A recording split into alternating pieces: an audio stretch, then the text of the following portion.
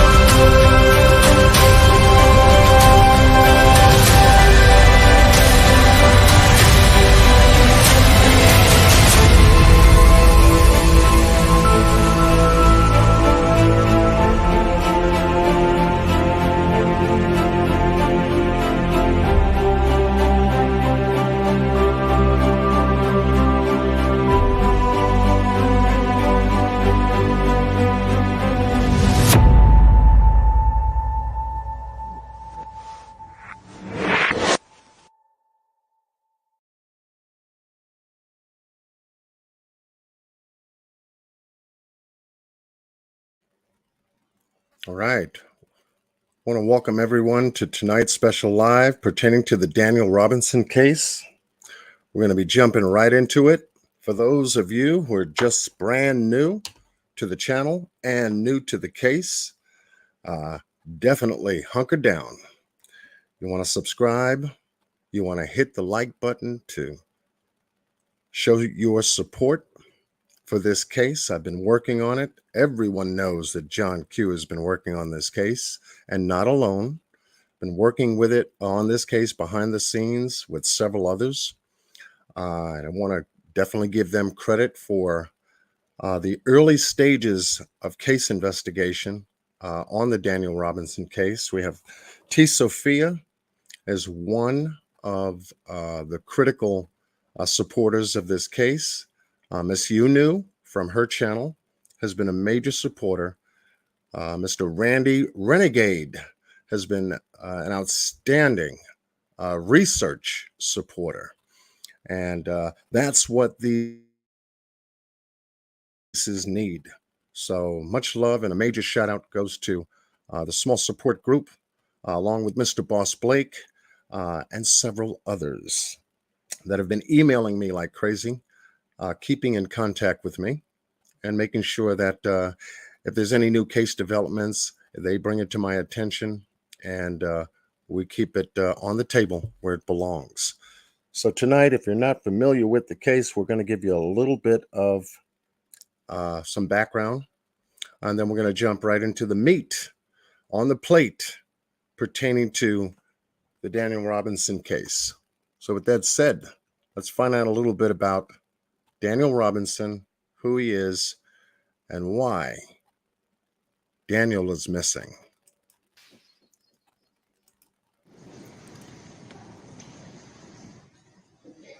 My name is Daniel Robinson. I attend AC Flora, and I'm planning to major in geology at College of Charleston. Good job.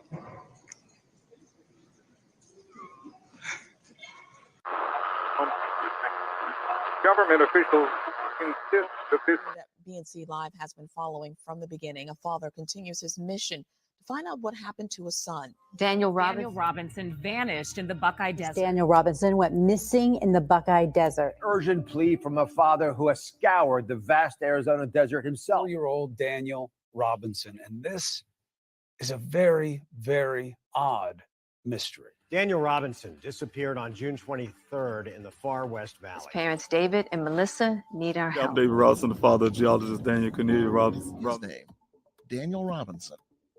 And leading the search, not law enforcement, but Daniel's father, David. God knows how much we can bear, you know, and at times I feel like I can't really take but so much. Where is Daniel Robinson? And identify they were human leg bones. But you know what? It's still urgent to me as a father because, you know, we found human remains out here.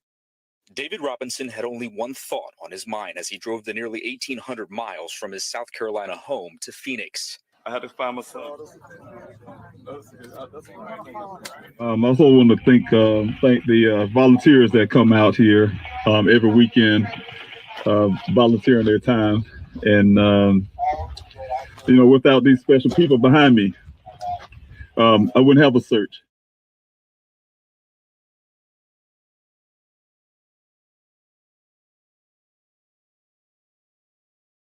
How does a young man vanish off the face of the earth?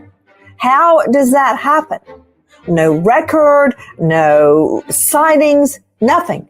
He's just gone. And when I say a young man, I'm talking about 25-year-old Daniel Robinson. He is the apple of his parents' eye. A young geologist, music lover, good looking, great grades, the works.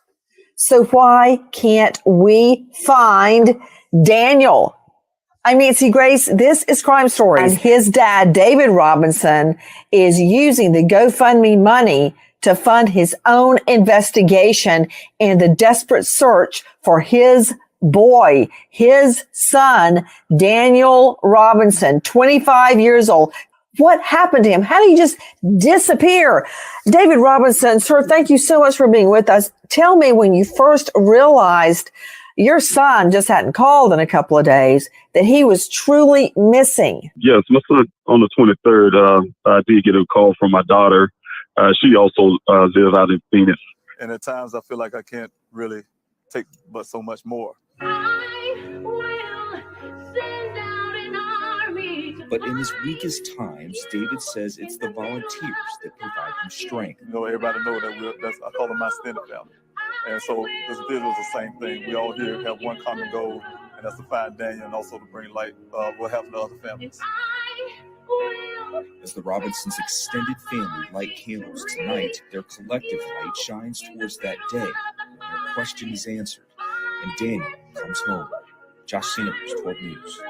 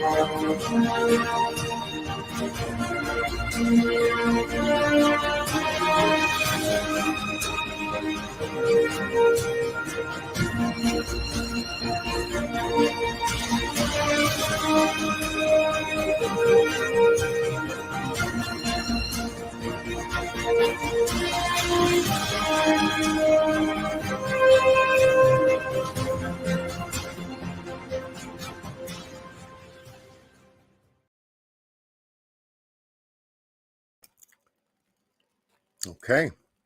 And that's to bring everybody up to speed as to a little background on 25-year-old missing field geologist Daniel Robinson. Went missing in Buckeye, Arizona on June 23rd of 2021. We've been covering the case, as a lot of you know, and we have had interviews conducted on my channel with Mr. Robinson, asking the hard questions, looking at the details, covering the police reports, all of the scene photographs of the vehicle, and right down to looking at all of the evidence that Mr. David Robinson was able to collect.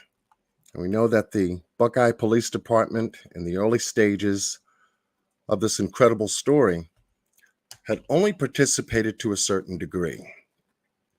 And that degree that they participated in, was only to locate Daniel's car. Nothing further was done to help truly investigate what happened to Daniel Robinson. The condition of Daniel's vehicle was found by the Buckeye Police Department on July 19th of 2021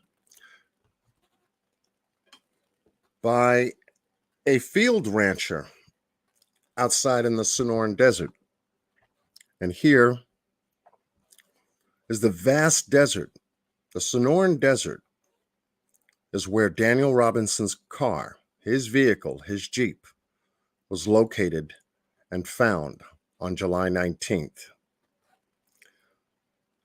Through a short period of time, the search began to look for Daniel Robinson, and immediately his father left Columbia, South Carolina on the 23rd, got to Buckeye, Arizona the 26th, and began his search to find out where his son, Daniel Robinson, was. And as compelling as this story is, it has definitely hit the heart of many, many people following this case, mine included, because as a father of two daughters, one of them happens to be in the chat room,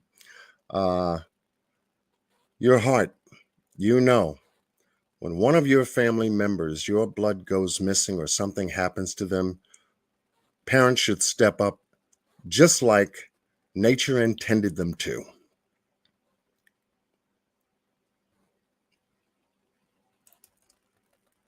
David Robinson stepped up right to the plate and went out there to Buckeye, Arizona, to this location once he was notified that Daniel's car, his Jeep Cherokee, was found. When he got there, the vehicle wasn't there. The vehicle had already been taken into police custody and stored away. David was told by the chief of police, Mr. Larry Hall, who happens to be the Buckeye Police Department chief, told David Robinson, we'll do everything that we can to help you locate your son. We'll send out search teams, everything that you need. David Robinson was grateful. They searched for a little while. They did send up helicopters, but at a different date, at a later date. They did have a very limited search team, one canine dog, to look for Daniel in the desert, only to write up their police reports as how they found the vehicle, took a few pictures, wrote up a few statements, took the rancher's statement, and created what is called as a police report. I have the police report. I've gone through this document.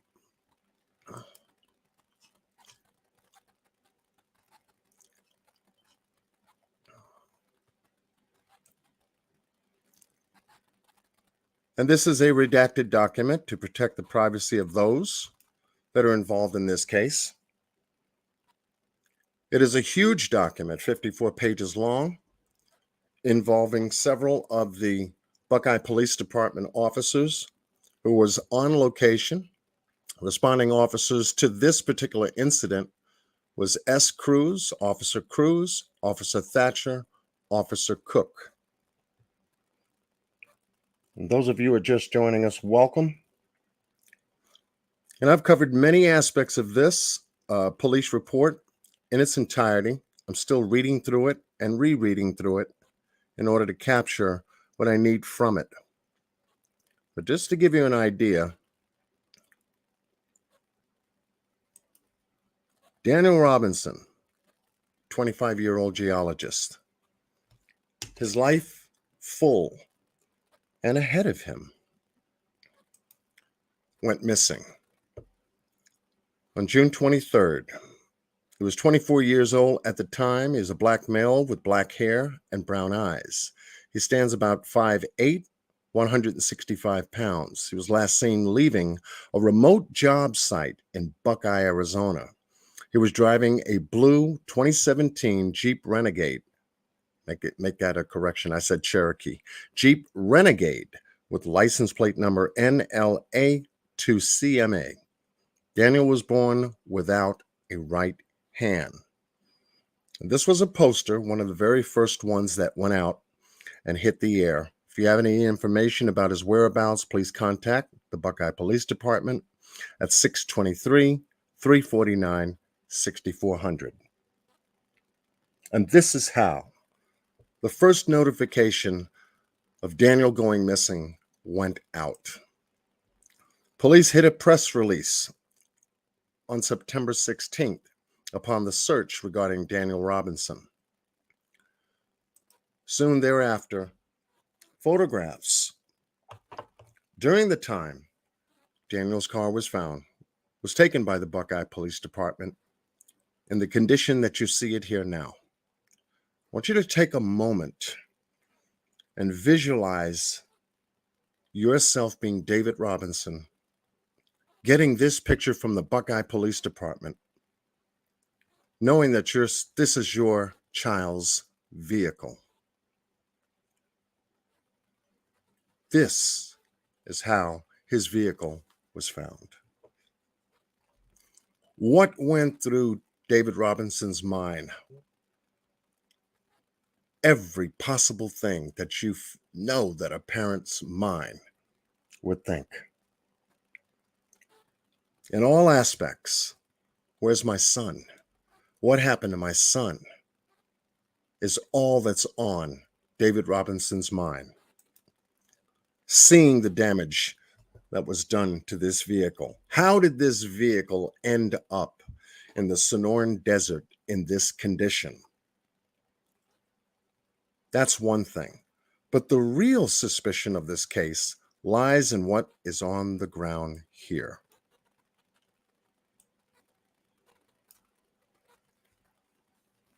Mr. David Robinson was told that these are Daniel's clothes. 3 feet from the crashed vehicle, his pants, his shirt, his work vest, his socks, underwear, work boots, all of his equipment still intact in the car, Daniel's phone, Daniel's car keys, Daniel's work pouch, everything left at this site. Would you think, and type a 1 in the chat room, would you think if you saw this site as a parent, what would go through your mind? What happened? What happened to my child?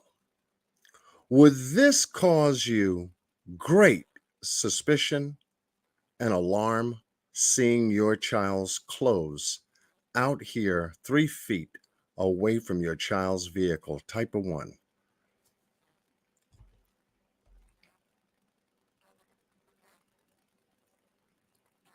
It is extremely terrifying.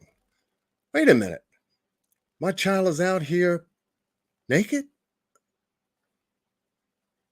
And the Buckeye Police Department doesn't find that suspicious?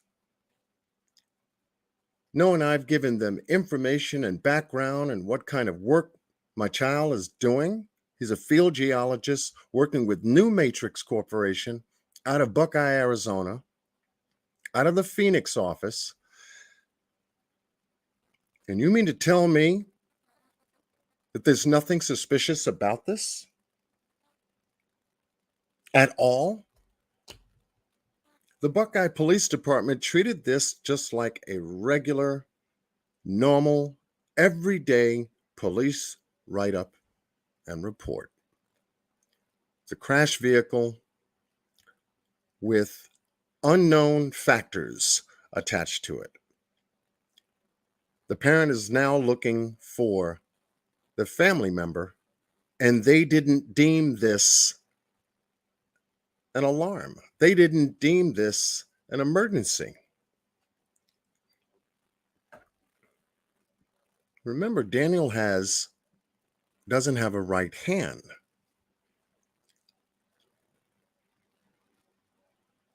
There should have been an endangerment response to this, what I would call a crime scene.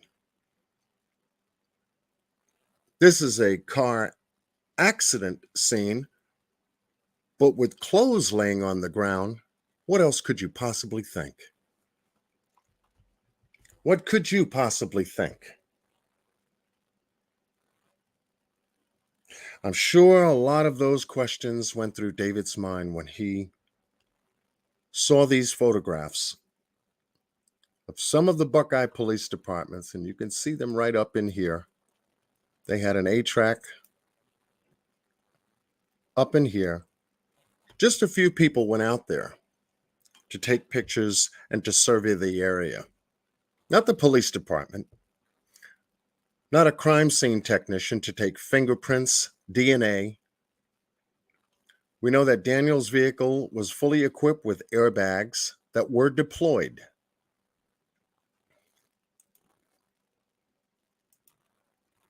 And you can see them right here through the front windshield.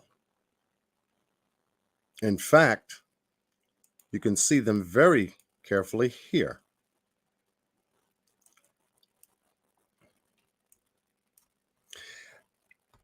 And how smashed up that front windshield is. The damage on the left side of Daniel's car indicates that there could have been an impact, an accident that deployed the airbags. But in order for this vehicle to suffer this much damage, it creates other questions. It has David. It has the Robinson family. It certainly has mine, my team, and the folks that have been following this case. To have found this vehicle in this condition, was there any foul play? David hired a private investigator early in the case so that he can examine and forensically get some details as to why Daniel's vehicle was so smashed up like this. He was able to study the crash data report, take pictures, begin to piece together the unknown.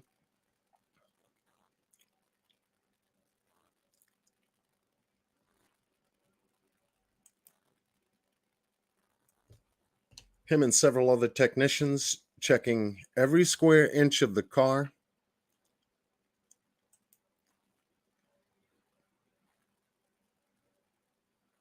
And we have to also remember that Daniel's things, all of his things were intact. He had a laptop computer, his work gear, geologist equipment, everything was intact. So what on earth happened to Daniel? Where did he go?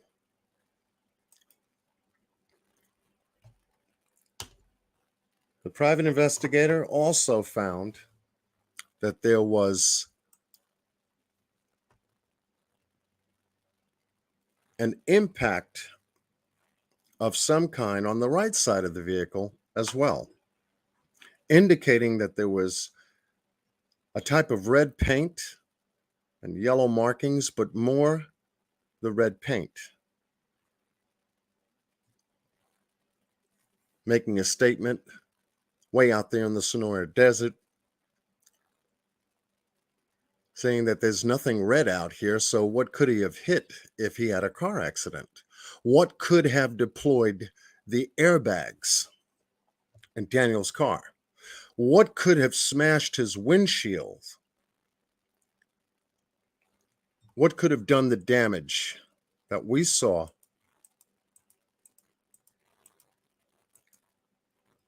here on Daniel's car?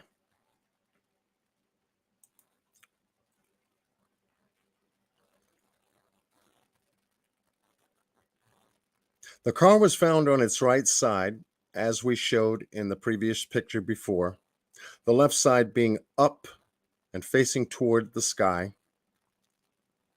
But this bothered me here tremendously. This front end buckling of the vehicle. Damage to the undershaft of the car, but the front end buckling of the vehicle. I have questions. Could there have been a car collision of some kind that deployed the airbags?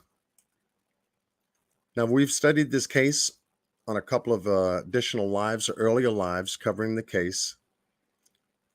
We looked at the airbags deployment. Could they have possibly assisted in some way, shape, or form in shattering the front windshield? We found that some airbags do deploy in such a way that the airbags can shatter a front windshield. As you can see, there are two specific clusters of shattering that's going on. But I am not relying heavily on the airbags shattering the front windshield.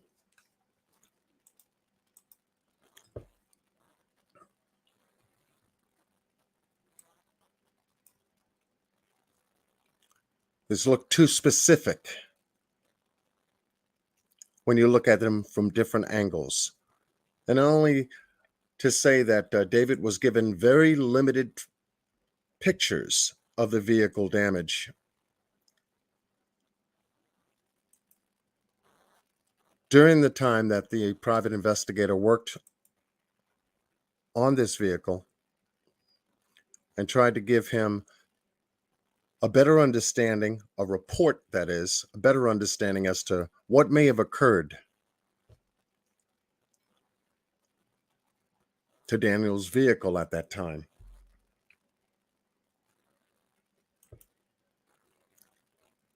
But when the crash data report was analyzed and reviewed, they had found that Daniel's car not only was in a collision, not only did the airbags deploy, but the vehicle went an additional 11 miles after the airbags deployed.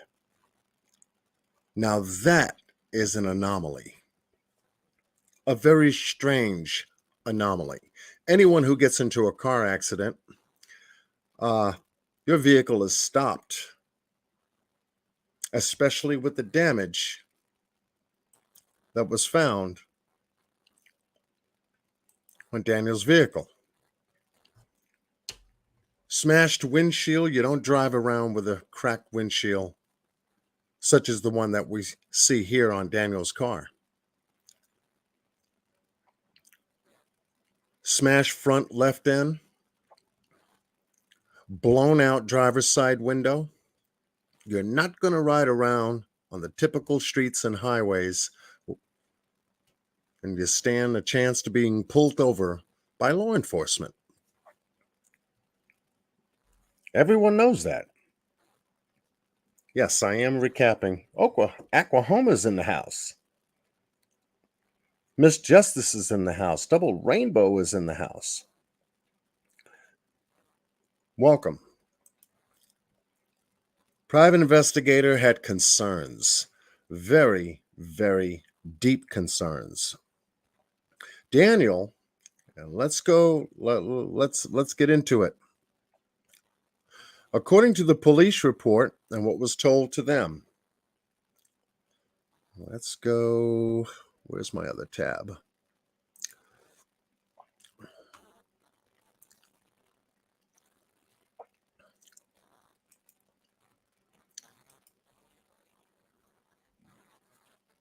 Daniel started his morning on June 23rd.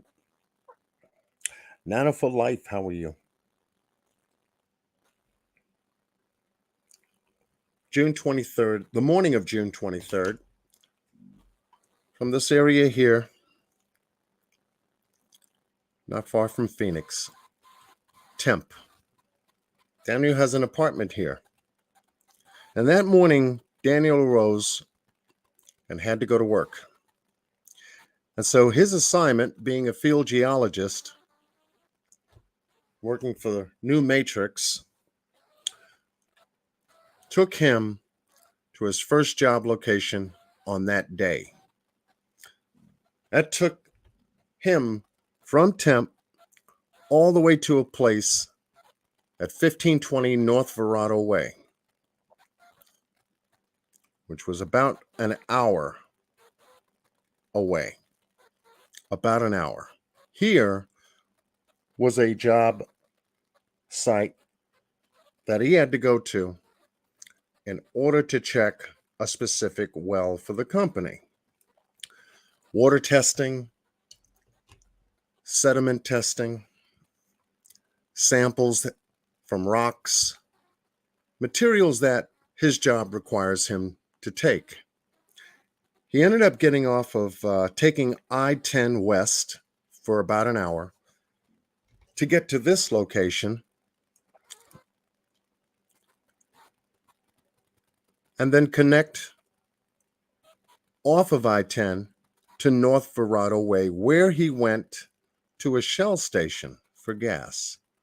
That Shell station is right about here. To double check that, I began doing map work. And yes, folks, we are in the map room tonight.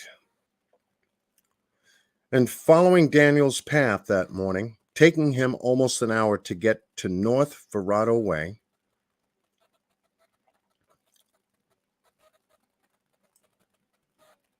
outlining Daniel's movements, I was able to find in a satellite image the exact Shell station that Daniel went to.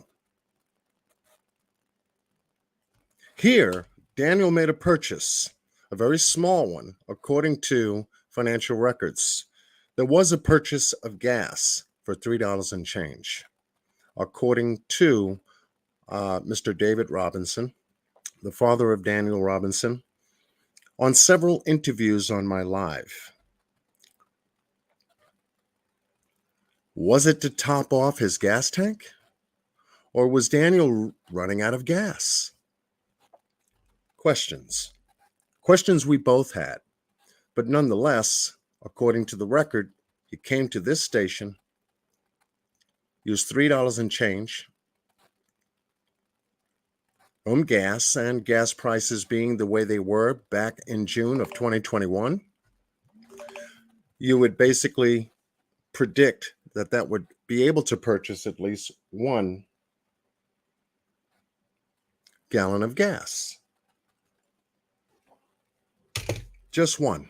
And with gas prices today fluctuating well above $4 a gallon, you can basically put money on the fact that Daniel may have purchased 1 gallon of gas to top off his tank. Top it off how? That's still a question. But Daniel drove from the Shell station, and it only took him about a mile or so to get to the work site here at Verrado Way, south of the station, to the well site.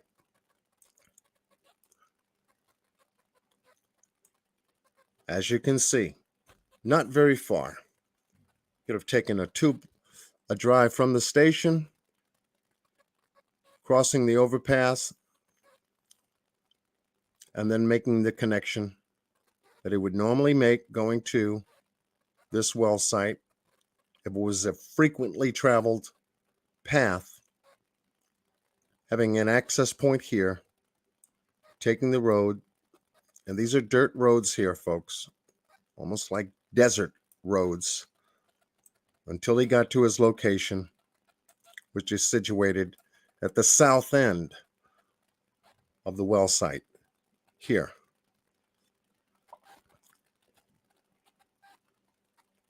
So is everybody with me so far? Type of 1. I forgot to do an audio check and a visual check. We're going to go deeper into this tonight.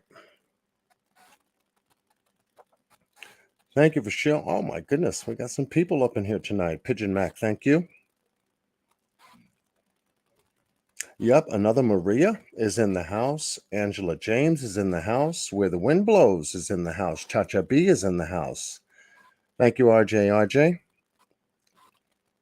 Miss Candy K, Miss Lady V. Images are great. Thank you, Maria.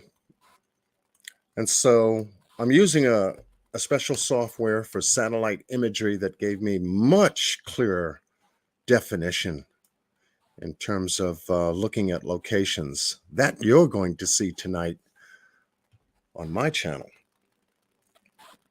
Very good. Miss Justice, thank you. Thank you for being here too. Miss Aquahoma's in the house too. Great.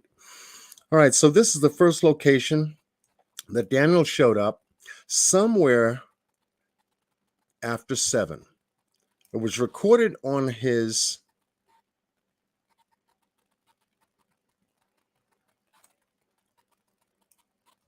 financials as to when he made the purchase of gas here at the Shell station, which was just a little after 7 a.m. that morning. So following the timeline from 7 a.m. in the morning, going to the Verrado Way well site, puts Daniel here a little after 7 a.m. that morning. Okay. Daniel gets a phone call while he's here at the Verrado Way well site area. He's supposed to meet up with another gentleman by the name of Ken. Ken works for a water pump company, Weber, and they're supposed to meet at a second location as soon as Daniel is finished his work here at the Verrado well site. Well, let's see what happens here.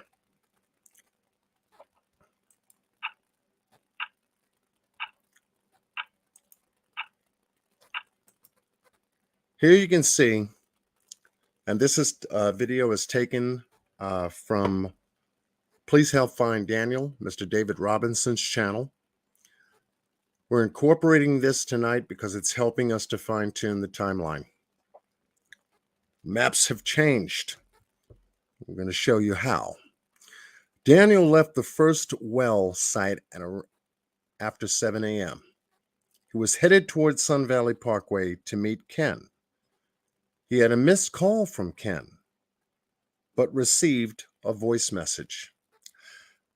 Let's take a listen to what Ken had to say. And let me make sure that I mute my mic so that you can hear the call.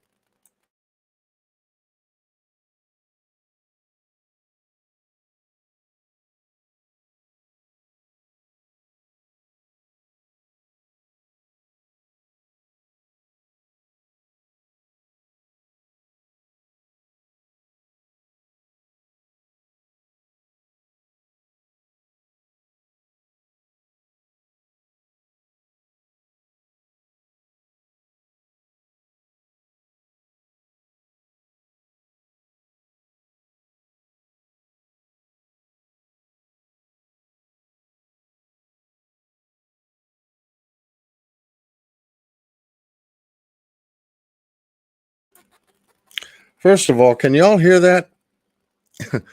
Something told me to come back.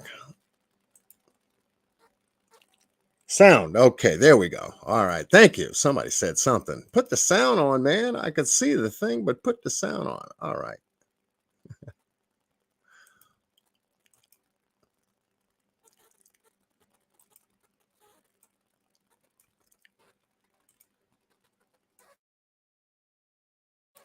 All right, we're going to try this one more again. One more again.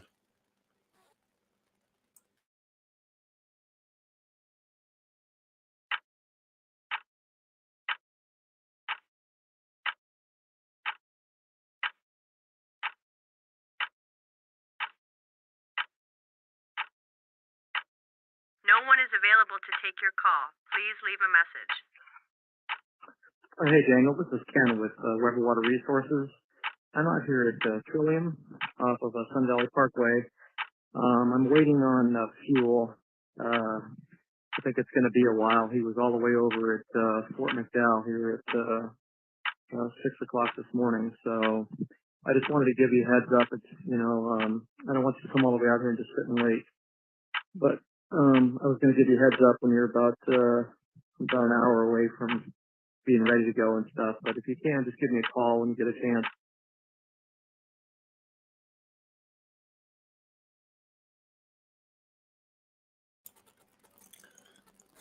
So there Daniel gets a phone call, received a voicemail at 7:31 from Ken, who was supposed to meet him out at Sun Valley Parkway to go to the second job site to work on the well together.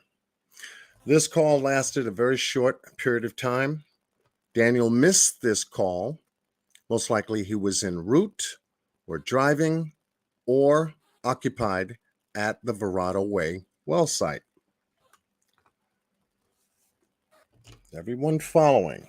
This is the guy, Ken. He was waiting on a fuel truck that didn't show up on time and wanted to notify Daniel about what was going on and didn't want Daniel to come all the way out there to meet with him because of the fuel truck delay. Daniel was supposed to get directions from Ken on how to get to him. Let's continue because this begins to deepen.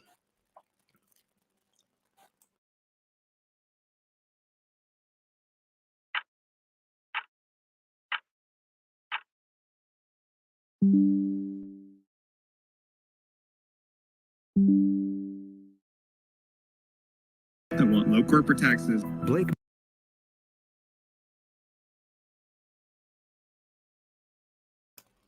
I'm going to do it a different way because I wanted to continue to switch back and forth between screen share, but I'm going to do it this way. And then we'll go over it together. This way we'll have sound, we'll have everything we need. So here goes. Now the timeline here, y'all can see that type of one. The timeline here says at 9:28 a.m. Daniel called Ken. 9:28, folks. Keep that in mind. Question: did Daniel even make it to the well site at 9 a.m. when they were supposed to meet, according to law enforcement and Ken? Report says Daniel left around 9:15 a.m., never to be heard from again. However, at 9:28 a.m., Daniel called Ken.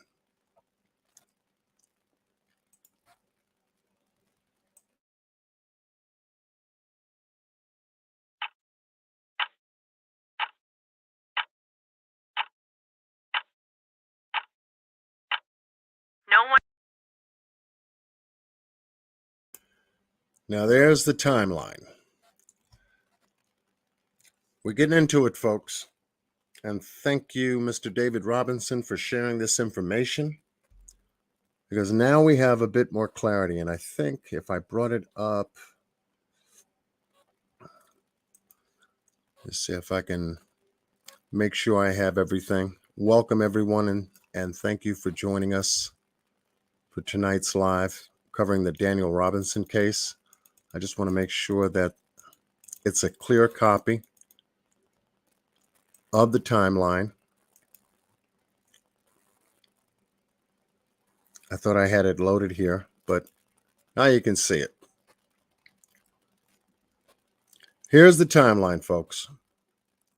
So at 7:34 a.m., Daniel called Ken.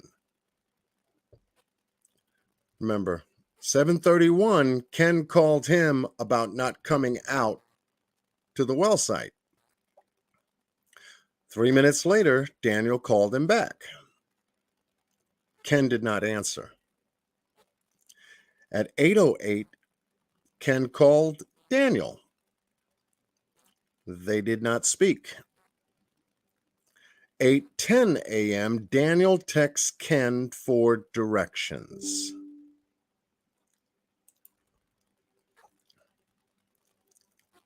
8:13 a.m., Daniel called Ken after sending him a text 3 minutes later. Now, if you notice in the body of this timeline, and here's the disturbing part, Ken does not respond at all. Period. Yet, Ken tells the Buckeye Police Department that he met Daniel at 9. They got to the well site at 9. Daniel stayed 6 minutes, acting kind of funny, very unusual behavior. It gave him the impression that there was something wrong with Daniel. And Daniel said something to the, according to Ken, and this is Ken's statement to police, that he wanted to go to Phoenix.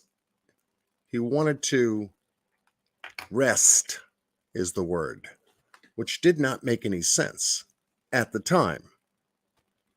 Wanted to go rest. In an instant, he says that Daniel made up his mind, went over to his Jeep, opened up the door, sat in the Jeep, closed the door, attached his seatbelt, started his Jeep, and left. That's how he depicted in the police report in such great detail. In such great detail. Why didn't he call or contact Daniel back after Daniel tried to reach him at 8:13? Where's Ken? It kind of puts a damper on Ken's story to the Buckeye Police Department, saying that they met at 9.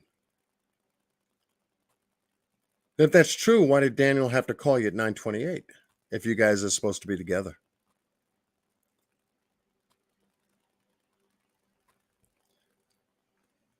If you guys are already supposed to be together.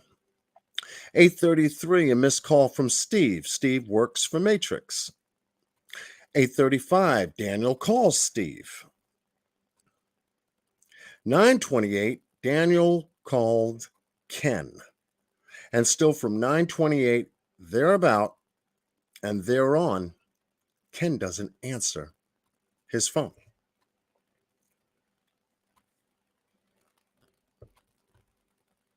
How come? So in reviewing this, there was a call at 10:44.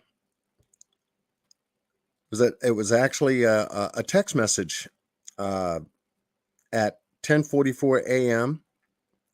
and again at 11:10. Texts and missed calls, from Matrix coworkers, from Matrix workers. And then at 11:35, another missed call and voicemail or message from Steve from his company. They're looking for Daniel. Keep 9:28 in mind, because this is the last time we actually hear of Daniel. Okay, let's get back and find out what's going on with the timeline. One is available to take your call. Please leave a message. Hey, Daniel, Steve, hey, give me a call, please. Thank you. No one is available to take your call. Please leave a message. Hey, Daniel, this is Roger. I know that work is trying to get hold of you, but I'm less concerned about them than I am about you. Give me a call back. Let me know what's going on. I need to pick up somewhere, whatever. Just give me a holler. I'll make sure you're okay. Call back. Let me know what's going on about you. Give me a call back. Hey, Daniel, this is Roger. I know that work is trying to get hold of you, but I'm less concerned about them than I am about you. Give me a call back. Let me know what's going on. I need to pick up somewhere, whatever. Just give me a holler. I'll make sure you're okay. The voice you heard was Roger, one of Daniel's co-workers that works for Matrix. Roger was very concerned about Daniel. He was also concerned about the folks at the company at the same time. You can go to Please Help Find Daniel, David Robinson's YouTube channel and listen over and over to this phone call. I tried to make out as much as I could. Some of it is distorted. But here's Roger, a former roommate of Daniel, calling him at the 1:05 mark in the afternoon, heavily concerned about his whereabouts.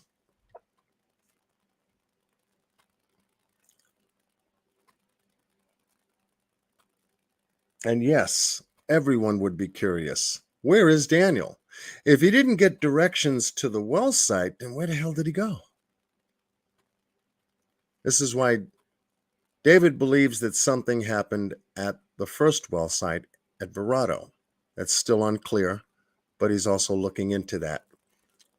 But as far as we know, Daniel's car ended up where the second well site, not too far from the second well site, is. Let's continue the call. I'll talk to you later. Thanks.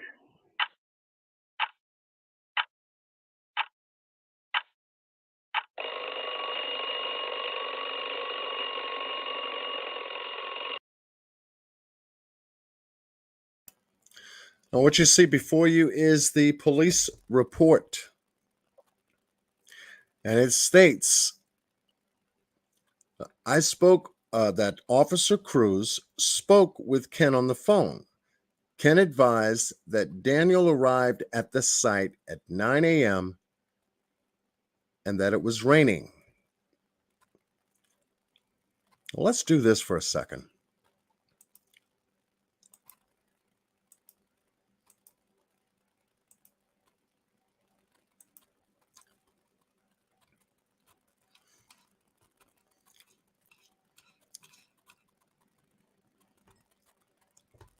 Type a 1 in the chat if you can see that.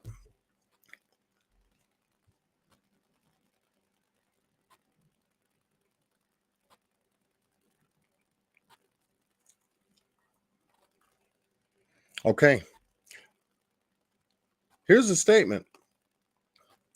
Officer Cruz says, I spoke with Ken on the phone. Ken advised that Daniel arrived at the site at around 9 a.m. and that it was raining.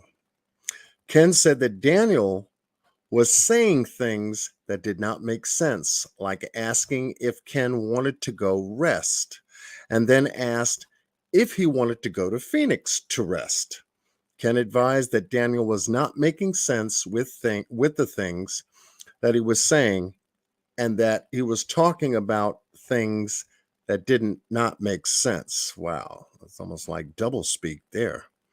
Ken said that Daniel was there for approximately 15 minutes and then that he suddenly left.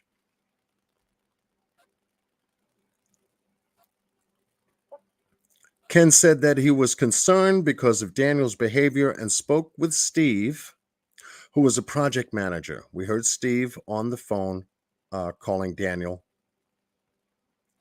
when we played the phone message, and let Steve know what had happened, hence the reason why Steve called Daniel. Ken said that he continued working and that he was receiving updates throughout the day from Steve. Ken said that approximately 1,500 hours, which would be about 3 o'clock in the afternoon, he was made aware that Daniel had not been located and had not responded to texts or calls from work or family. Ken said that he started to drive in the desert to find Daniel. Ken said that the road to their site runs north and south, and that if you head south, it comes to a T intersection, and that if you turn east, you go to Sun Valley Parkway, where they had come from. Ken said that he could see Daniel's tire marks and that they turned westbound at the intersection which leads into an extremely large desert area. Ken said that he drove down the road trying to locate Daniel, but was unable to. Okay. Let's see what Ken's talking about here.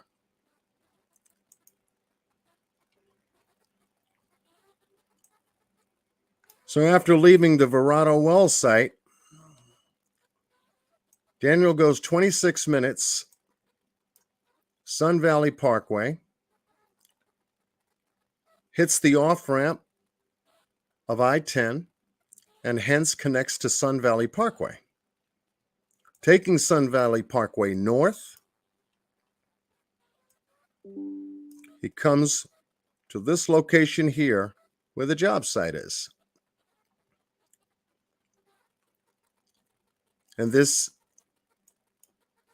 is where he meets Ken, allegedly.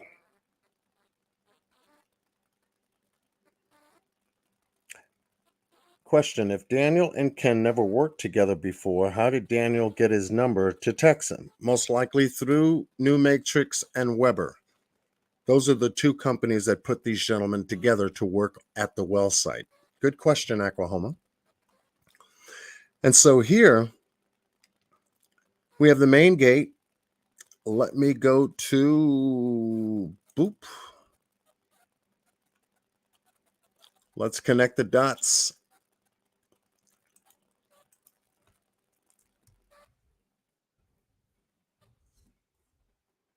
We're working tonight, folks. We're putting in the work. And let's take the temp out. And let's recalibrate. And we do.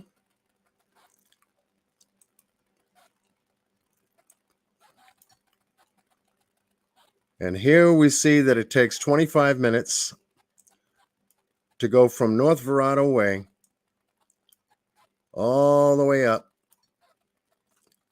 to the main entrance here that we have on our map here. Pigeon Max said, work it, Q, work it. Okay. Now, from the off-ramp of I-10 all the way to this location, I want you to take a guess how many miles it is. And I'll narrow it down, folks. I don't want you to rack your brain. From 1 to 20, how many miles do you think it takes to get from the off-ramp of I-10, hit Sun Valley Parkway north, and come right here to the main gate? Put the number in the chat, folks.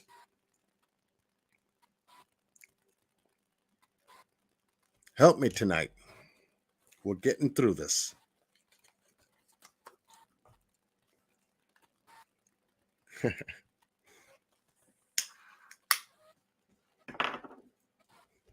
Come on. Pigeon Max says 11 with a question mark. RJ says 15 where the wind blows 11 miles. Chacha B says 4. Lady V says, wow. Angela James says 7? No clue. Where the wind blows comes back and says, wait a minute, 3 miles.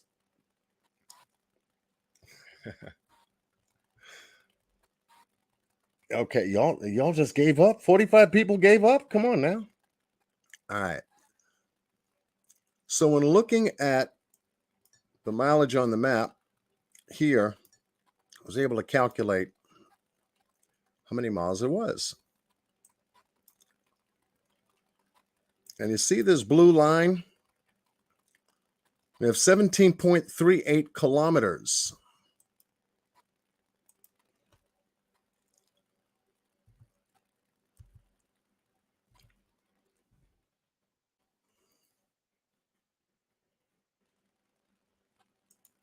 Make sure that is, oh, wait a minute.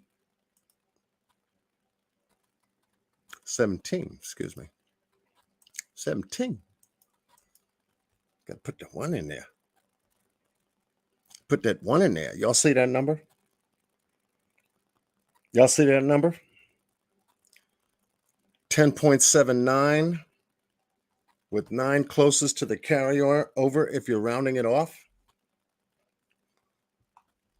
nearly 11 miles, just a hair short of 11 miles to take that ride all the way up here to the main gate, Sun Valley Parkway. Matter of fact, let me show you. We're going to get hot tonight because I got to show you what the front gate looks like.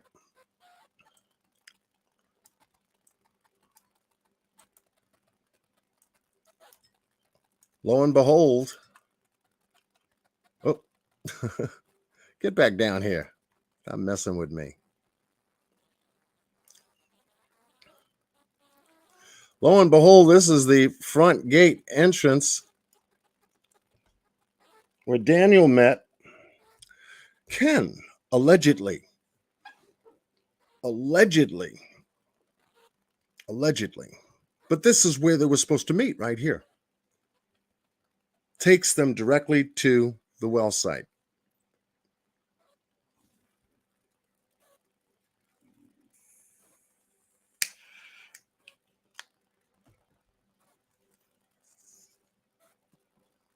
Now I want to show you something funny.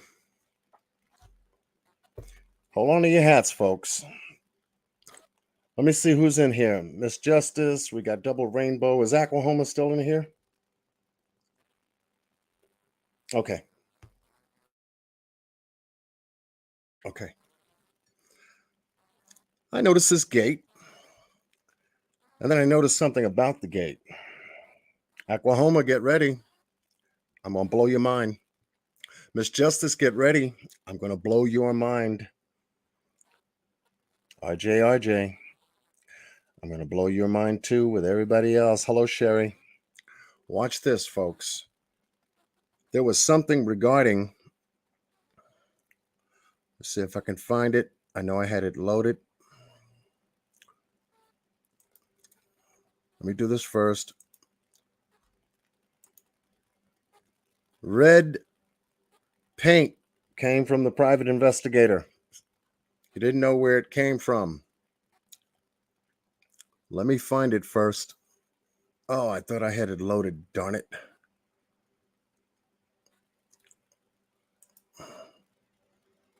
I may skip a couple of pictures here. Miss Q and I were talking to David Robinson regarding the case when he first joined us to begin investigating. We spoke to Jeff McGrath, the private investigator, on panel, asking our questions about what they were able to find, exclusively on John Q. But let me find that picture. And forgive me for not having it up when I spoke. I got to find it. Okay. What did I do with it? What did I do with it? What did I do with it? That must be in the other. This is that one.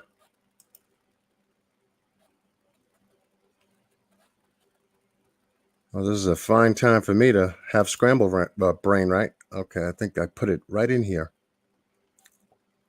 I think I put it in here. Tell me yes, tell me yes, tell me yes, tell me yes.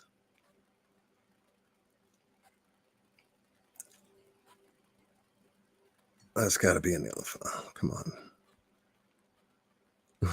on. John Q, you're more organized than this. Come on now. Give it to us. Give it to us. I'm getting it. I'm getting it. Wait a minute now. All right. Getting close. Getting warmer, Doc. Warmer. Warmer. Yes. Yes. Yes. And answer is yes. Got it.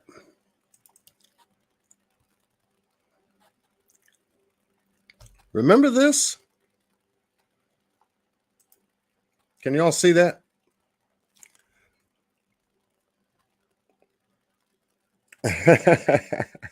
Can't stand disorganization. I know, Double Rainbow. Yes, red paint.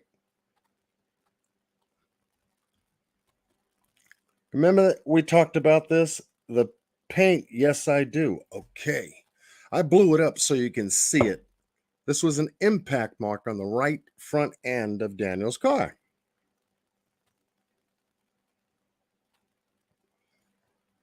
Private investigator wanted to know where the paint came from because there was no paint out there in the desert. Did it hit something? Maybe it was a car. Until I came across something very startling.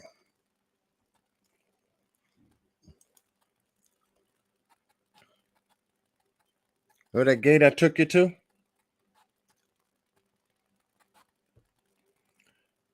Remember the gate I took you to? The main entrance gate to the site? John Q's been working. I didn't see it when I came here looking because I was looking for something else. And sure enough, yeah, it's at the right height too. Yes, RJ. Okay. This is what I've been working on, folks.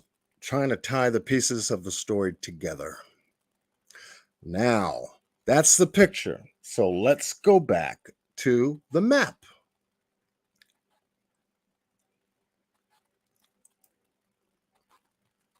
Right? We're back to the map. What are you saying, John?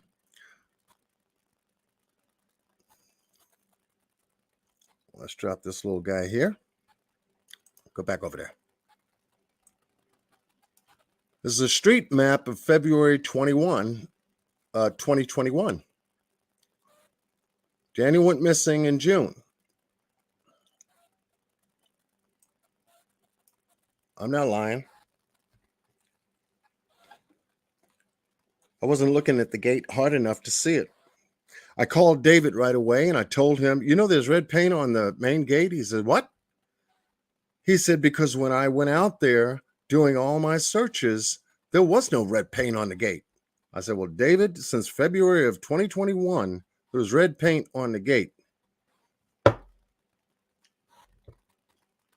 And he said, I said, David, if I were you, I'd go back out there and examine that gate with your eyes to be sure that the gate had not been modified in any way, shape, or form. Now, this is from Google Maps.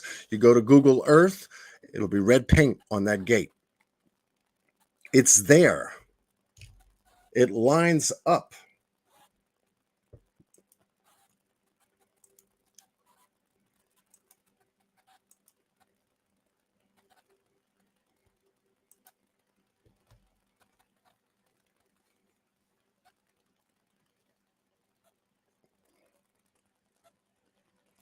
You tell me if that's the same color, folks.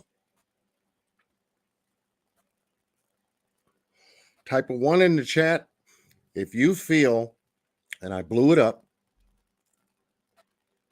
that that is an identical color to the color that is on Daniel's front right end.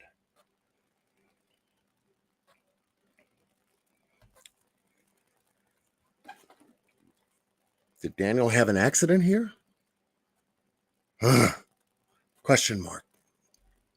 Did his airbags deploy here, representing the first accident? Question mark. How did he get here if he didn't have the directions at 8:13 when he had tried to contact Ken? Question mark.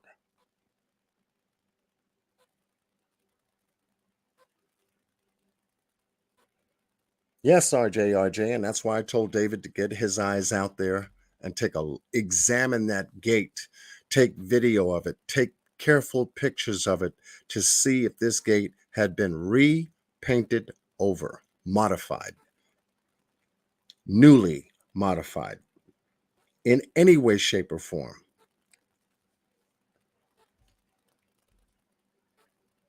And by the way, David Robinson is still having the paint tested.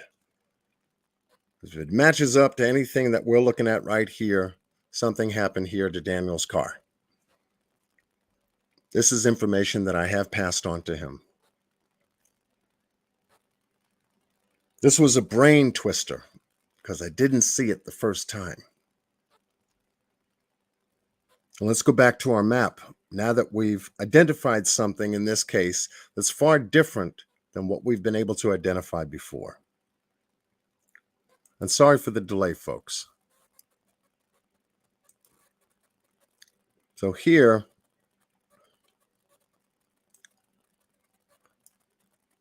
we also have directly not too far from the main gate,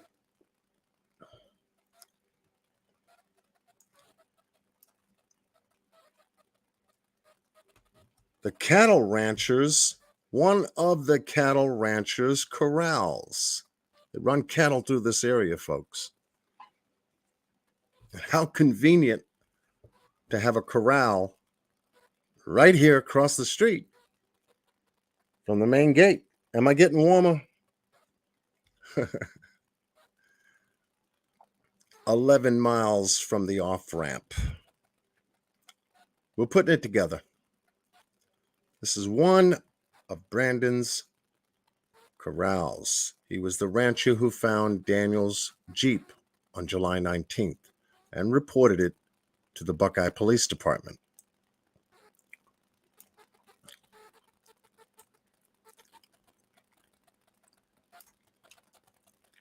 Here we have the main gate entrance.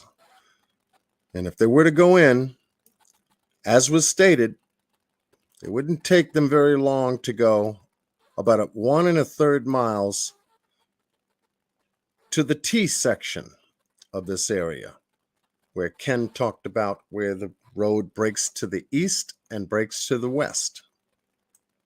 Here, they make a right turn and then begin to head north. North, here, make a left turn and connect to the well site where Daniel was supposed to meet, where Daniel and Ken were supposed to work. Here.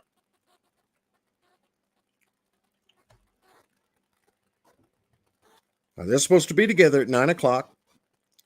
6 minutes there, 6 minutes after, Daniel gets back in his Jeep, according to Ken's statement, and leaves. He leaves, exiting how they came, making a right turn back down the road. Ken says that Daniel went south on this road. Oh, yeah, by the way, what's this? Hey, there's another corral here that belongs to the rancher. Wait a minute. How far away is that? Not very far from the well site. Was the rancher working that day? We don't know. But that's a pretty close proximity, about 1/4 mile away from where Daniel allegedly was supposed to be working. How convenient it is for a corral to be there. How many corrals do we have so far? All right. So let's proceed. He was supposed to go south and connect to the T or come to the T again. And rather than make a left turn to go back to the way they came, the main entrance, to leave, he says Daniel made a right turn and began going south and deeper into the desert. So if Daniel went south, deeper into the desert, he could have only gone 2 ways, folks.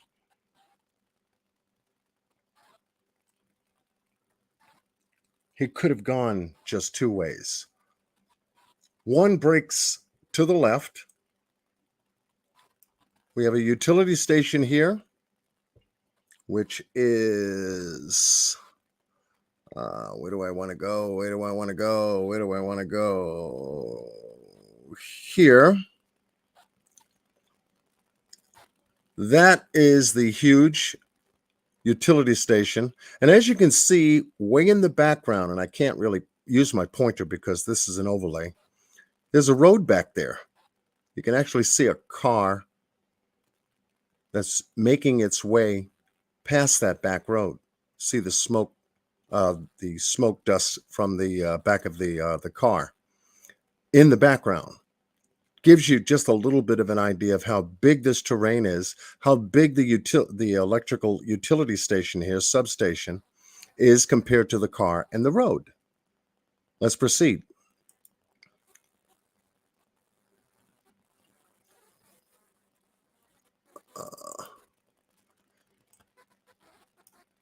Substation. Taking the road south and deeper into the desert, he comes to this quarry area here. I studied this quarry area almost every night since I got this case. And this is a huge area. This is a work area being excavated and cultivated into the new community, or being cultivated for a new community upcoming development in the area. But what I had noticed was something new. Working with the satellite software that I'm looking at, I said, wow, wait a minute. If Daniel came into this quarry looking for a way out, going south, what do you see? By golly, there's a road that leads out of the quarry area that starts to go into an area where Daniel's Jeep was eventually found.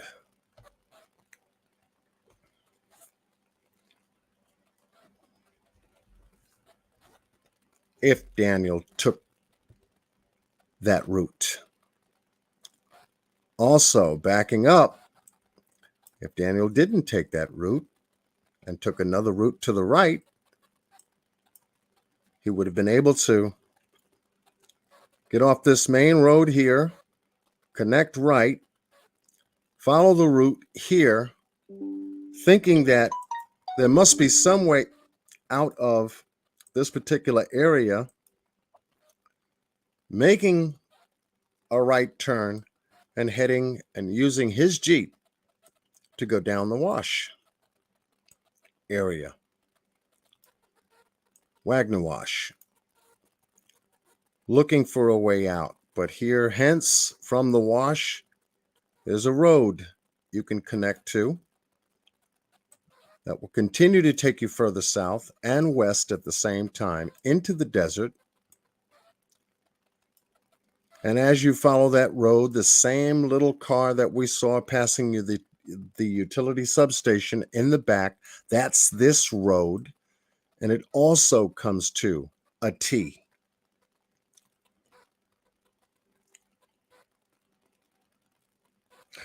From the T, you can make a left, follow the tire tracks, and with this enhanced image I was able to get, the same road also connects in the same area Daniel's Jeep was found.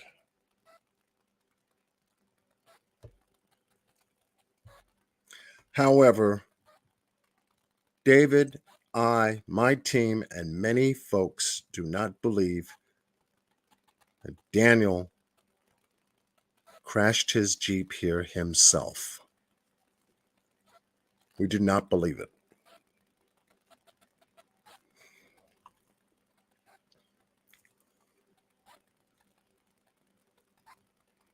That's right. It's one big loop. If you really take a look at how things match up, there are two ways in. Pinpoint the location in and around this same area. But what I found very interesting, watch this. Here we go again, folks. Get ready for a head twister. Hang on to something. What I found very interesting was something else that startled me. That 3/4 of a mile south was once again another corral. One of the ranchers' corral area. This is the water tank and corral area. 3/4 of a mile south of where Daniel's car was found. I said, damn, that's 3 times in a row. There's one at the main entrance. There's one 1/4 of a mile south from where Daniel was working. And damn, 3/4 of a mile, he's got another one.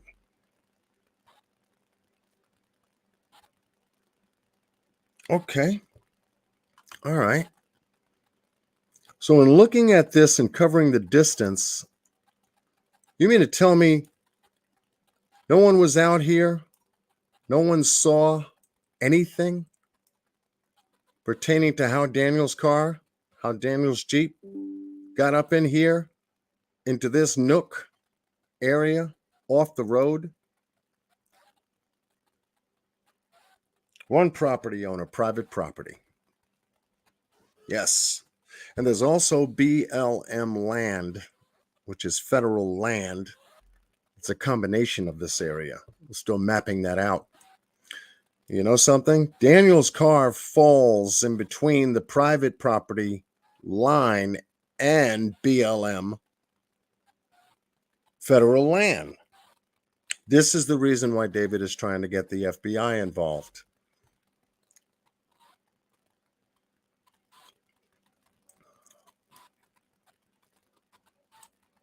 In covering this map, I was also able to find, John's always finding stuff. Well, yeah. That's what I do. Not very far from the corral, south of this corral, I said, somebody's got to be out here. Somebody had to see something. Well, if you go down a little further, oh, wait a minute. Less than a half a mile down the road are some peoples.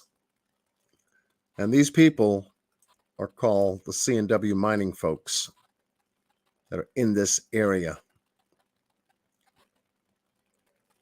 There's a mining company working in this area, moving trucks, vehicles, you name it. Mr. Boss Blake is in the house. And the funny thing about this is that this is private property owned.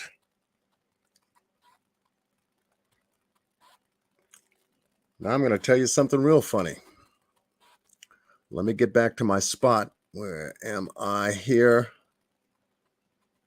That private property owner of the C&W Mine Company knows this guy. Leslie B. in the house. Welcome. It's been a hot live so far. We're 1:30 in. Person who owns and operates the C&W Mining Company knows this guy here personally.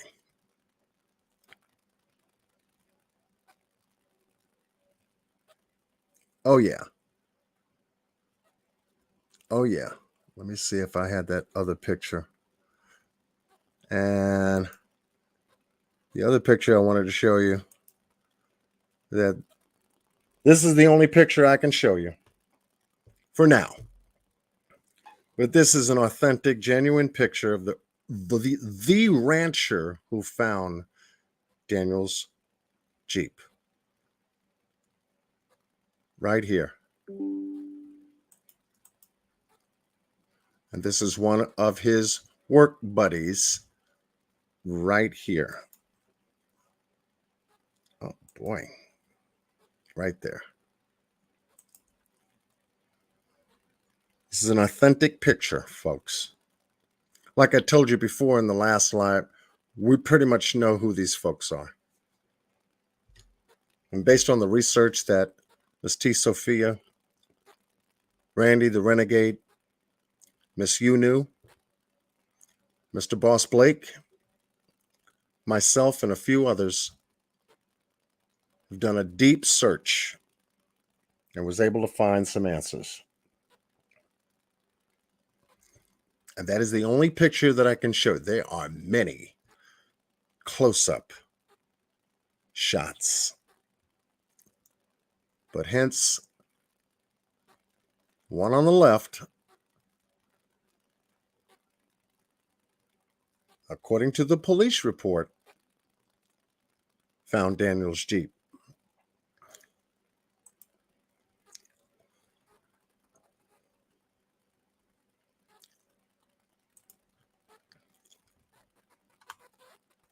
And guess what? Also knows the property owner to C&W Mining.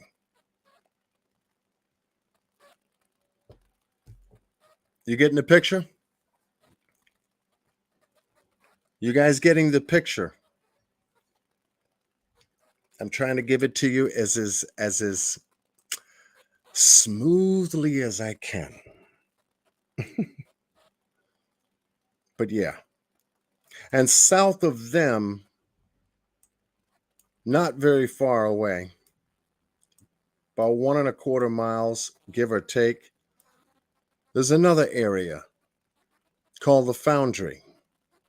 This is a huge area that's extremely busy. Trucks, bulldozers, dig out cranes, you name it.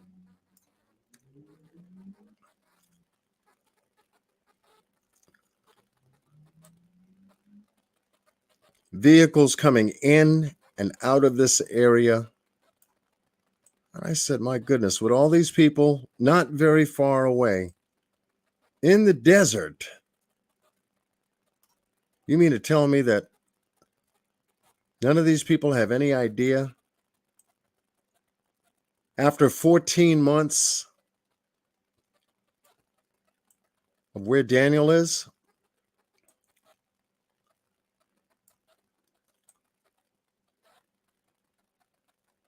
Look at this. Looks like a tar pit, but it's out there. 362.56. This is meters.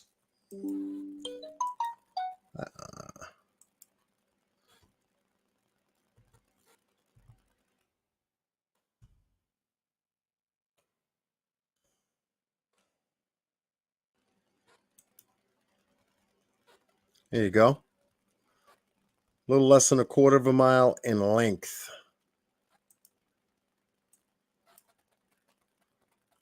Looks like a tar pit. But these are the folks from the Foundry. Probably also connected with C&W Mining. Now, there's a huge land parcel out here that's been sold around this foundry. I'm not going to get into a whole lot of details about that tonight, but I just wanted to show you updated map locations and to tie in just a few more pieces to this incredible story of Daniel Robinson, who went missing on June 23rd of 2021. There are some obvious things we begin to see all around this area. There are people out here, and Daniel wasn't the only one out here or worked out here. There are other people.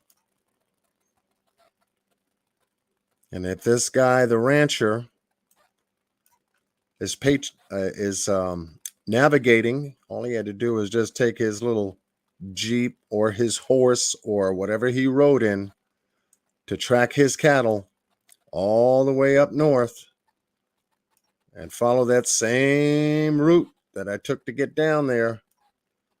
This may have been the route he took that passed the location where Daniel's Jeep was. It's not far at all.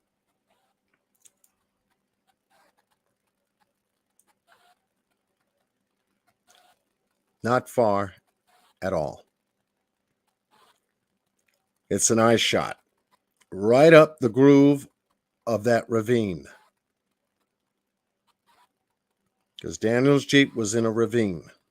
So if you look through that groove, it's almost like a target shot. You cannot miss it. You cannot miss it. So all of these start to connect different dots so far in the case as we're looking at it. All of it begins to crystallize a picture as to what happened to a degree. We don't know if Daniel had an accident here at this main gate, matching up the paint on his front right end to the gate itself. And I'm sure that once I'm able to speak with David about his update investigation on that gate, we can get a confirmation. But little things, I'm just looking at little different things. Well, one thing I am noticing that is becoming consistent is that this guy's name keeps popping up every place I look. This guy keeps popping up everywhere I look. You know the police chief, you know the people at C&W Mining. You're the one who found Daniel's Jeep. You were with a person by the name of Shannon, according to the police report, and Shannon might be the dude to the right of that picture I showed you on the horse. But yet there's no independent report on the police report that says he ever made a statement about being a party to finding Daniel's Jeep on July 19th, which was a Friday, by the way.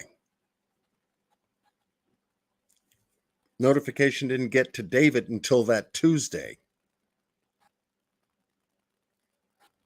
So yes, we're starting to take a look at definitely a different picture here. The map has changed. Let's go back to the timeline here for a second. Thank you for joining me.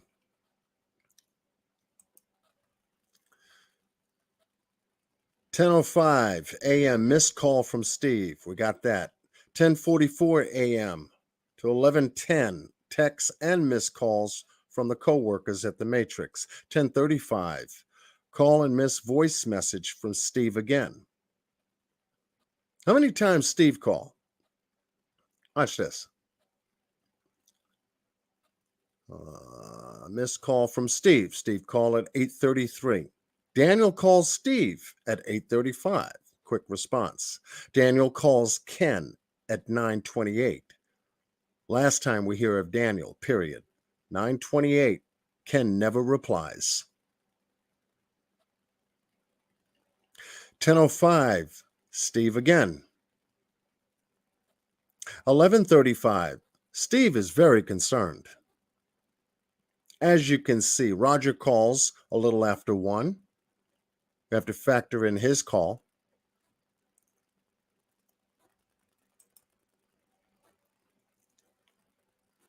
See if there's anything else here. You all starting to piece together the same pieces I'm piecing together? To know that we're looking at certain things in regards to some kind of foul play. Looking at things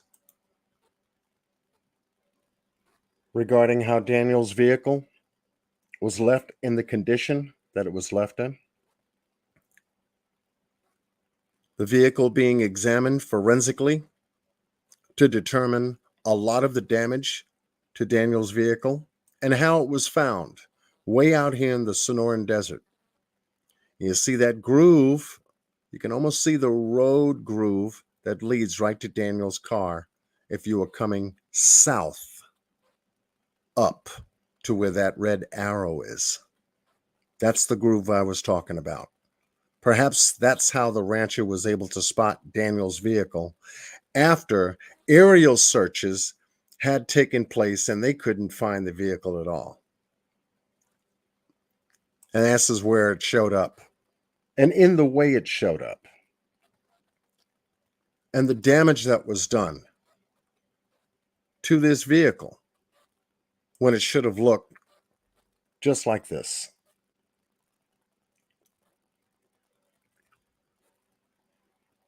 So,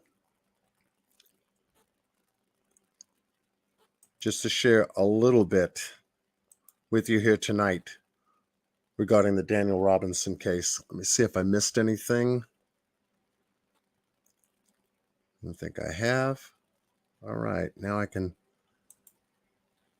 pinpoint a couple of things. Thank you all for coming and holding us down. So that's a little bit of an update. The map has changed. And we do have some information coming from Daniel's phone as we speak. There is information that David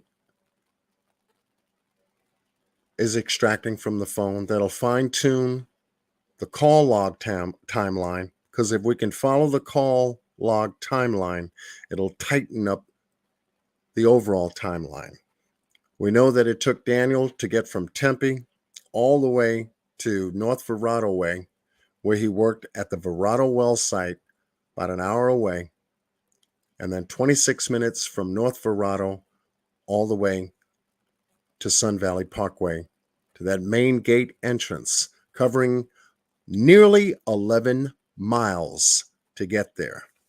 The anomaly of the 11 miles is starting to become clear.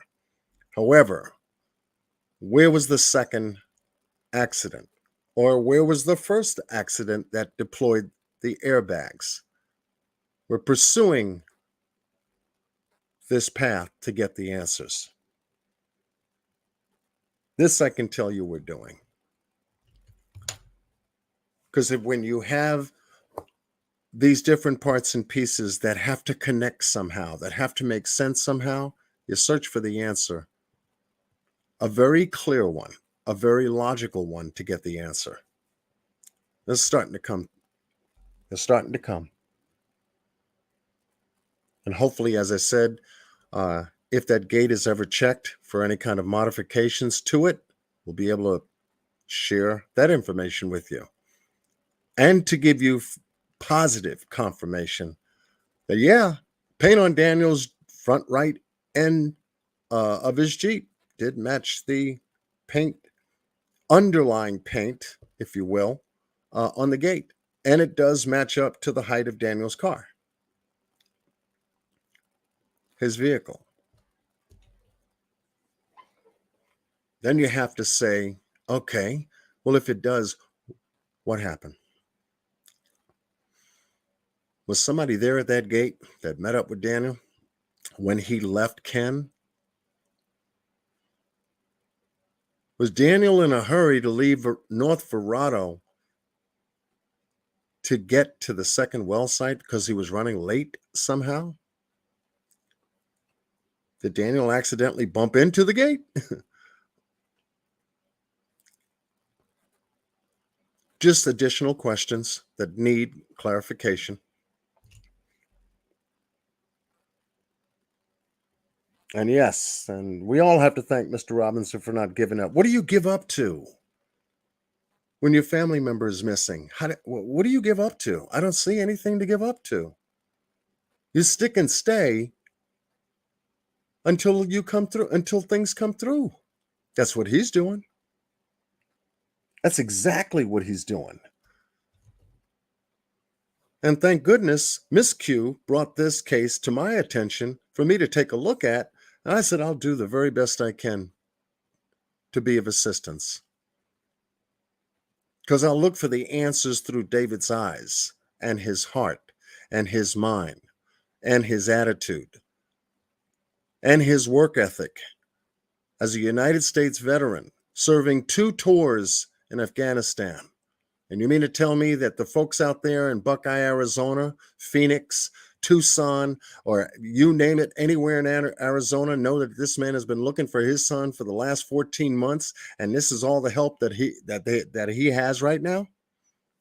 The man has been on program after program after program after program after program, Crime Con, all Las Vegas, all these different places, and you mean to tell me that this is where he is right now with the same result? Mind you now, there's some great results that have come from this case.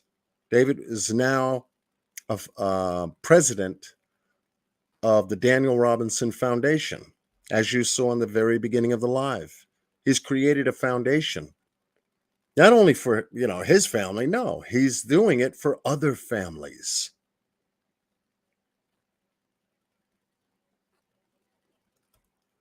He's doing it for other families while he's still out there searching for Daniel, his son.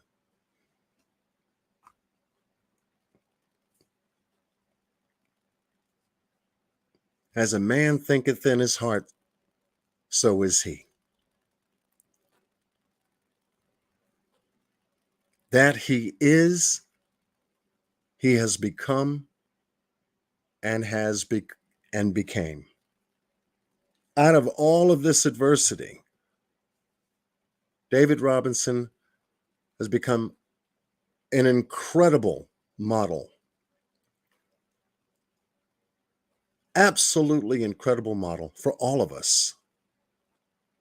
All of us who have children, all of us who don't have children. To show the internal fortitude and courage under fire, just like the same courage and internal fortitude he used when he was over there in Afghanistan. He's knocking down doors. He's in people's faces. He's grill to grill with the folks that need to be in their face, and he's asking the right questions. And sooner or later, the truth will unfold, all of it. It's coming out in various different pieces. I'm glad to, in some way, shape, or form, we can make a contribution to that.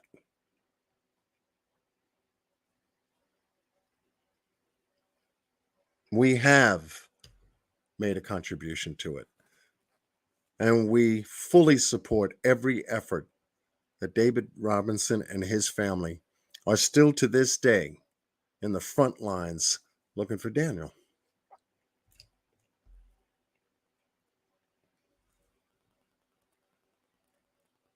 And to see the beautiful development of a foundation come from this adversity.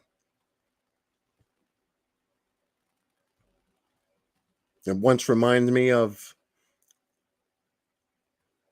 I think, a statement from a great man back in the early 1900s who wrote a book, Think and Grow Rich, Napoleon Hill. He said, every adversity carries in it the seed of an equivalent or greater benefit. As long as you're working towards the greater benefit, you will work your way out of that adversity. Every adversity has within it the seed of an equivalent or greater benefit. And hence, a beautiful foundation has come from this so far. So yes, our love and support and our hearts go out to David Robinson. Our love and support go out from our hearts to Daniel Robinson. He will be found. We know that this is not a rescue operation. This is a recovery. 14 months going on 15, folks. Daniel's been missing just as long as Summer has, 8 days apart. 8 days apart. So with that said, do we have any questions or comments or anything that you'd like to talk about before we jump off here? I wanted to keep it nice and tight tonight. But I thank all of you for showing up. Wanted to give you that update, let you know I'm still working on this case alongside of everything else that I've been working on. The Roundtable Project. I'll be having a meeting in a heartbeat as soon as I get off.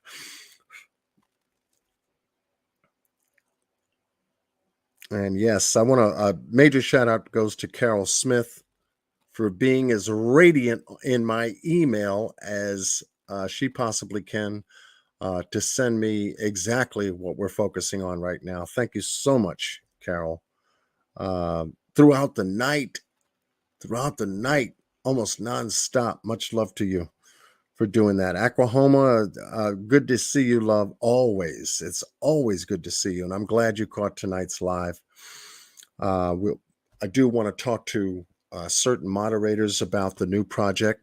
I'll be able to get a chance to, once I'm able to isolate some email time, I will be able to email you a little bit about the Roundtable Project and where you can really connect and help us with.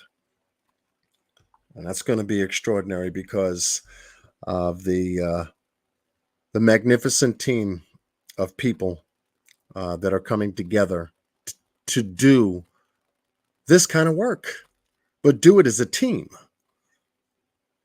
And we're able to produce results a whole lot faster by getting to the truth or truths about certain things.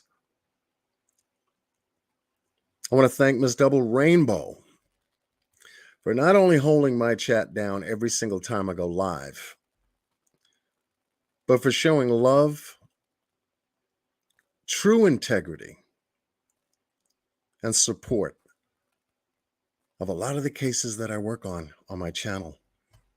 I couldn't do it without you guys. I'm telling you. My chat room would be a mess, maybe like some other folks. But this is what dedication is. And so thank you, Double Rainbow.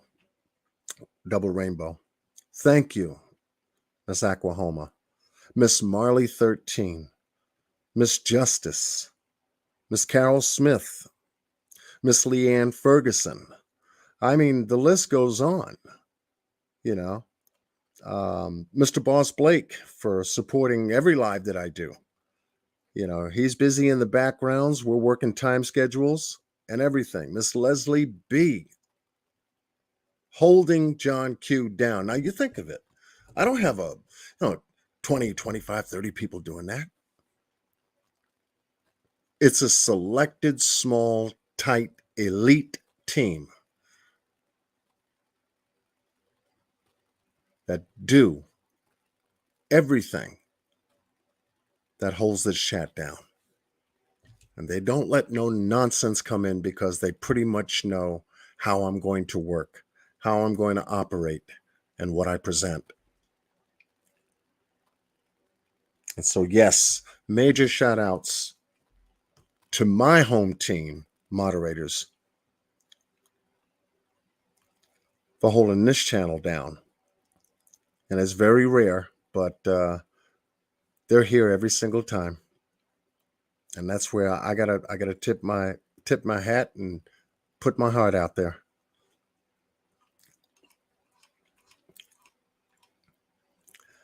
Yes, and thank you, Miss Leslie B, for putting that out there.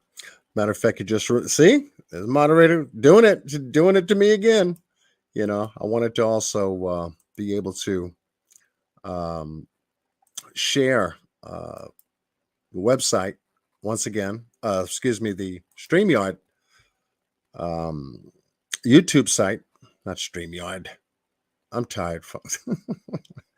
I've been working on that darn map this afternoon. That's what it was. But David Robinson's YouTube channel.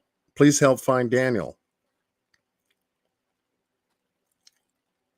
Wanted to make sure I put that back out there so that folks know where to go for the updates. He does Q&As, prime time. He does prayer and fasting Q&As during the day and prime time at night. Been able to space his time out to put those updates out there. And also, the president of the Daniel Robinson Foundation, also out there looking for his son, Daniel, and also keeping a very tight schedule, both boots on the ground and behind the scenes doing computer work, as well as trying to get information processed from Daniel's phone, clothes, Jeep, you name it. He's still hard at work. And don't forget, there is a website called pleasehelpfinddaniel.com. If you're looking to get in contact with David in some way, shape, or form, his contact information is on his website. Email and phone number. Anonymous tip line, you name it, it's all there. And he still needs our help and support to continue our fight to support him so that he can stay out there in Buckeye, Arizona to find his son. That's what we're doing. That's what we're doing. So yes, please visit, because he does do shorts just to keep you posted. And he's done a phenomenal job at keeping his own son's name exposed out there himself. And working with a great team of people out there, not only in Arizona, but states across our nation, in support of everything that he's doing out there. So thank you for Miss Leslie B for dropping that. You see, you telepathically reminded me, and I had that as the last tab too.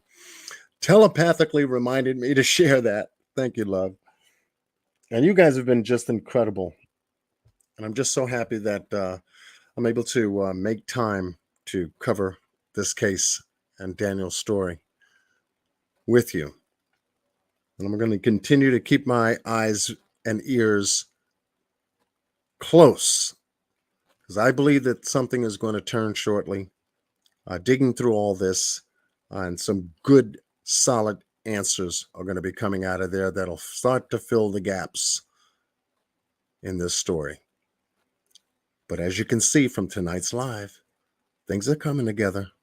We're starting to take a look at some things differently, from a different perspective. So yes. And thank you, Miss Justice. Thank you. Like I said, you folks make my channel what it is today. So with that said, much love to you all. I've got to run to a meeting, but I'll be back. I'll keep everybody posted going forward. We will have an update on the roundtable very shortly. Keep your eyes definitely peeled for my channel, because we're going to put it out there. And the community bulletin board, that's going to be updated with the information. So once again, be well and stay blessed with Godspeed. Until next time, take care and good night.